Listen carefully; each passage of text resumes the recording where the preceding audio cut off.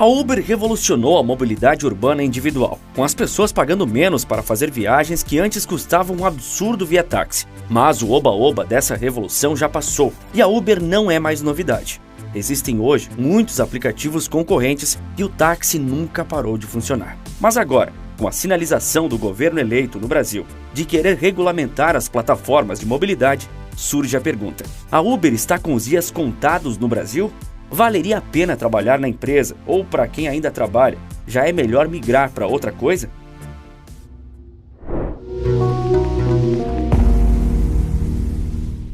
Um modelo de negócios tão simples quanto eficiente. Esse era o modelo adotado pela Uber e que mudou tudo na mobilidade urbana individual. Desde o princípio, o app funciona apenas como um intermediário entre o motorista e o passageiro. Ora, era perfeito apenas definir o local de partida e o destino com preço já fixado. Todo mundo saía contente, afinal, não existe um passageiro na face da Terra quem não se angustie com taxímetros e seus valores subindo a cada curva. Com a Uber, isso simplesmente acabou. A comodidade conquistou as pessoas. Mas ela já atingiu seu potencial? Ou pode estar colapsando?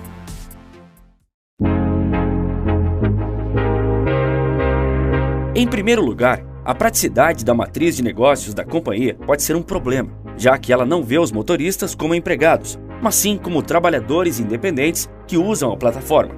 O que, em poucas palavras, significa que ela não se vê na obrigação de pagar qualquer valor mínimo aos motoristas, que são parte essencial do serviço. A manutenção dos carros tampouco é algo que a empresa considere ser da sua alçada, mas sim uma obrigação do dono do veículo.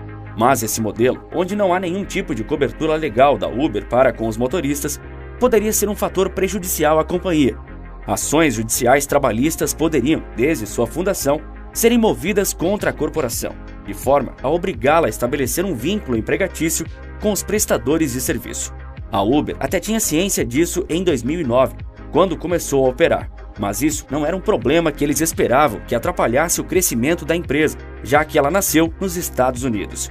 Lá, a liberdade para fazer negócios é muito maior, e o Estado paternalista não é uma entidade tão forte quanto em vários outros lugares.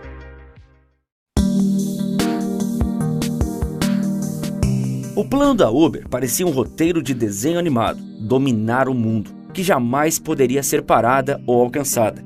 O modelo de negócios dela é o mesmo que o da Amazon ou da Shein: crescer e se expandir, mesmo sem gerar lucro, com preços abaixo dos concorrentes, até acabar com a competição. Depois disso, subir os preços para o quanto quisesse e recuperar o lucro perdido ao longo daqueles anos. Por isso, ela precisava continuar investindo maciçamente em sua expansão ao redor do globo, sem se importar em comprometer seus lucros. E é válido dizer, lucro que demorou a chegar, mas já desapareceu rapidinho. Mesmo agora, a Uber ainda está bem mal das pernas.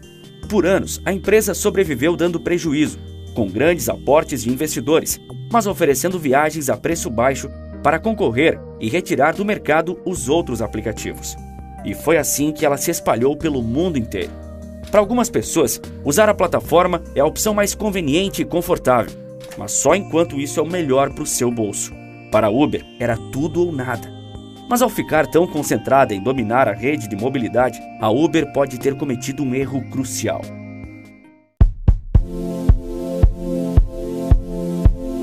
Na sua corrida para tentar destruir os táxis e assim conquistar o monopólio do transporte individual, a diretoria da Uber subestimou o que ela própria criou: a revolução na mobilidade automotiva.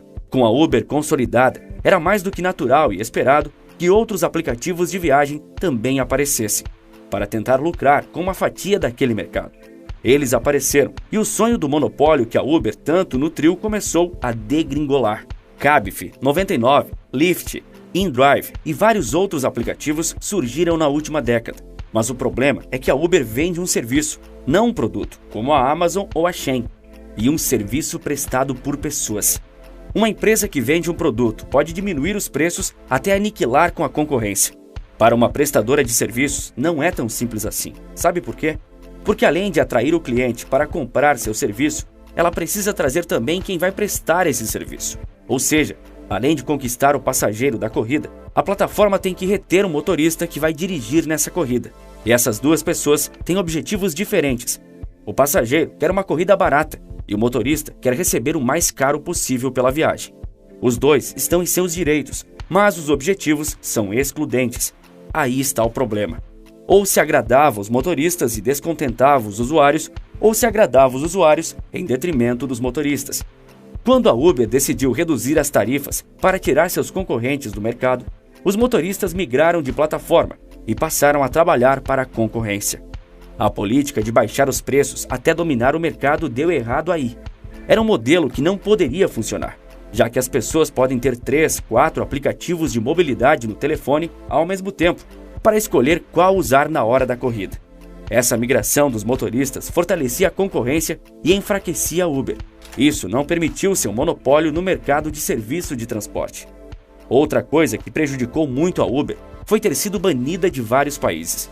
Bulgária, Dinamarca, Finlândia e Hungria são alguns dos países que se concentram especialmente na Europa, que não permitem o aplicativo de corridas por lá. O serviço normal Uber Pop é ilegal na Alemanha e na Holanda, mas o UberX é autorizado nesses países e é dessa forma que a companhia opera. Aliás, houve um episódio épico. Foi quando o próprio Kalanick, ainda CEO da companhia, disse às autoridades de São Francisco que elas estavam ultrapassadas e que não sabiam como funcionava a mobilidade nos dias de hoje. Isso foi no momento em que o governo da cidade quis proibir a empresa de atuar lá. Kalanick se sentiu em posição de ensinar as autoridades legais da Califórnia. Em nota, a empresa disse: "A Uber está feliz em ajudar a educar as agências reguladoras que fazem as leis de São Francisco." Ainda hoje, o governo de São Francisco é um dos maiores inimigos da empresa. E aqui entra uma questão que dificultou a vida da companhia nos últimos anos: sua imagem.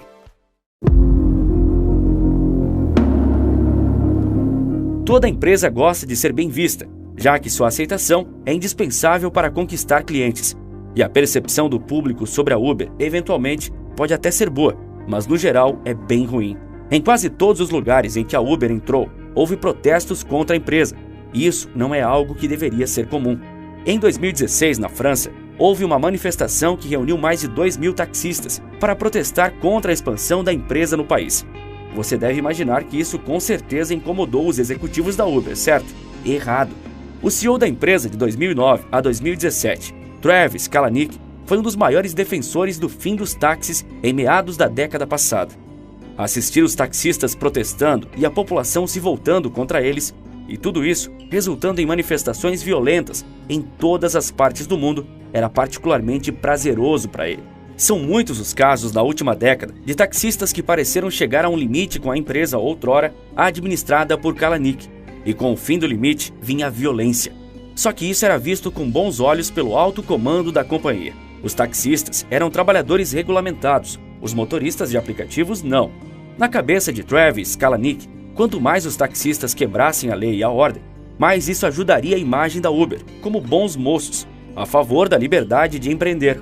Isso os ajudaria a permanecer distante das regulamentações. Kalanick também manteve sempre um bom relacionamento com vários políticos e juízes. Assim, ele pôde remunerar os motoristas do app em determinados horários e lugares, a um valor abaixo do equivalente ao salário mínimo por hora nos Estados Unidos. Conseguiu também se esquivar do custeio do auxílio-doença, que é algo imprescindível por lá. Com isso, no entanto, não há problema. A maioria deles quer continuar nessa posição, para que seus motoristas sejam vistos como trabalhadores independentes e não empregados regulamentados pelo Código de Leis Trabalhistas. Mas a imagem da Uber se deteriorou rapidamente, como em 2017, quando Travis Kalanick foi acusado de manter uma postura bastante tóxica no ambiente de trabalho. Depois de o acusarem de assédio e discriminação, ele foi demitido do comando da empresa que ele mesmo criou. Com um modelo de verdadeira liberdade econômica, no qual motoristas se valeram de uma fonte de renda livre de burocracia e impostos, a Uber cresceu sem prestar muita satisfação à sociedade e ao Estado na última década. Mas isso está terminando. No ano passado, o Reino Unido tornou obrigatório o pagamento de um salário mínimo aos motoristas de aplicativo. Na Espanha, uma lei obrigou que empresas como a Uber Eats contratassem entregadores formalmente, nos moldes de uma CLT como temos no Brasil. A Uber Eats até tentou fazer isso. Contudo, não era essa a vontade dos motoristas espanhóis. Eles preferiram migrar para a Glovo, maior concorrente da empresa americana. A Glovo está lutando na justiça para não precisar regulamentar seus motoristas, pois isso significaria A. Um maior custo para a empresa. B. Uma menor remuneração para os motoristas. Já a Glovo teria que repassar esse aumento de custos com contratação e direitos para eles. C. Um aumento de preços para o consumidor final, que contrata o serviço de entrega. Enquanto não há um resultado, foi possível ver qual a preferência dos motoristas de aplicativo naquele país: rendimentos e liberdade à segurança. A opção pela liberdade em detrimento da segurança foi tão maior que a Uber deixou para lá a Rider, a lei que regulamenta os aplicativos de mobilidade, e parou de regulamentar os motoristas. No Brasil, a Uber tem perdido vários processos na Justiça Trabalhista, em decisões que afirmam que existe sim um vínculo empregatício entre a empresa e o motorista. Mas isso pode ser ruim. Uma canetada não cria milhares de empregos. Decidir que todos os motoristas e entregadores da Uber trabalharão sob o regime da CLT não criará empregos formais para todos eles de uma hora para outra, assim como não criou na Espanha. No México, o desfecho foi outro. Quando o governo exigiu o mesmo da plataforma de delivery iFood, a empresa fez as contas e viu que não seria possível pagar todos os benefícios que o Estado exigia e ainda ficar com algum lucro. O iFood, com isso, abandonou o México, deixando vários entregadores desempregados e a população sem poder contar com esse serviço. Que bela proteção o Estado deu aos trabalhadores do aplicativo. Governos sempre pensando no melhor para os cidadãos.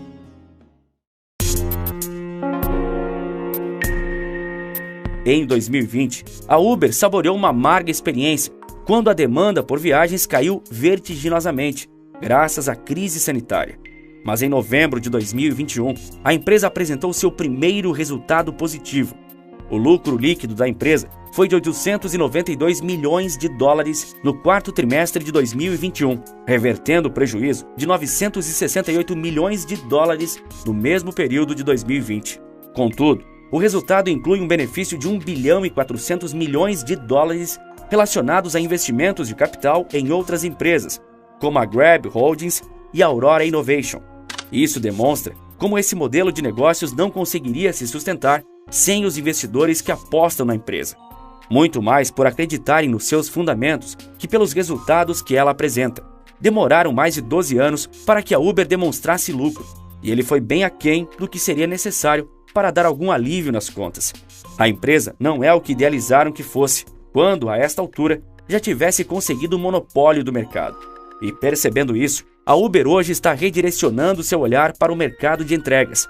Como o resultado de 2021 foi impulsionado pelas receitas desses serviços, que cresceram 78% no ano passado, acredita-se ser o melhor caminho. Enquanto os serviços de mobilidade da Uber correspondem a 45,5% da receita da empresa, a Uber Eats, que concorre com o iFood no delivery, representa 46,2% dessa soma. A Uber Freight, um serviço que ainda não chegou no Brasil e que conecta motoristas de caminhão a transportadoras, alcança uma fatia de 8,3% do faturamento da companhia. Além disso, a plataforma está delineando formas de crescer, implementando carros autônomos, que não precisam de motorista, às suas corridas. Isso significaria um custo menor e menos problemas no trato com motoristas. Mas carros autônomos não estão nem perto de ser algo barato e popular, e são futuristas demais para resolver os problemas da Uber no presente. No primeiro trimestre de 2022, seguido do lucro do ano passado, a companhia registrou um prejuízo de quase 6 bilhões de dólares. Esse valor é 54 vezes maior do que as perdas de 108 milhões de dólares registradas no mesmo período. Para quem um dia acreditou que dominaria o segmento de mobilidade individual no mundo todo, sozinha, os números da Uber parecem muito pouco promissores. Seu destino é difícil de saber, e é isso que mostra como a empresa, da forma como foi concebida, fracassou. E sim, eu sei que você tem a curiosidade de saber quem está por trás desses vídeos. E se você também quiser descobrir como eu criei um negócio seguro e altamente lucrativo a partir do YouTube, usando um computador e um pouco do meu tempo livre, eu mesmo decidi colocar a cara e te ensinar tudo isso. É só acessar a aula gratuita no primeiro link aqui na descrição, ou se preferir, você pode apontar a câmera do seu celular para o QR Code que está aparecendo agora e ir direto